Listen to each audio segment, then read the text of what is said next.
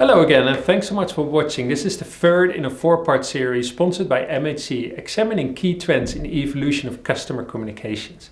In this installment, we're going to look at consumer trends, and particularly looking at the demographics, how that's influencing communication behavior.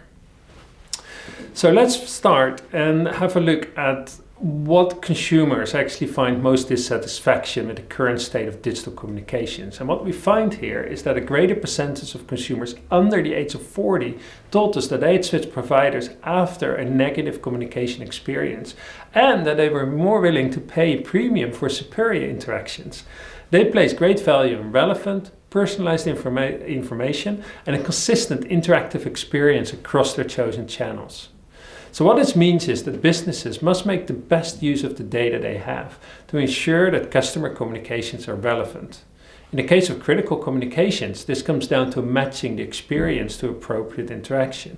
At every touchpoint, customers either want to save time or use it wisely. When sending mission-critical communications such as bills, notifications, statements, organizations should focus on saving customers time and making it easier for them to complete a transaction. This is particularly true when corresponding with Millennials, a generation of young parents and rising professionals for whom time is perhaps the most valuable commodity, making interactions that are faster and more convenient much more vital. A good example would be enabling customers to complete mobile forms instead of forcing them to fill out paperwork by hand and then return it through the mail. While every interaction should be optimized, some transactions will require more time and thoughtful consideration.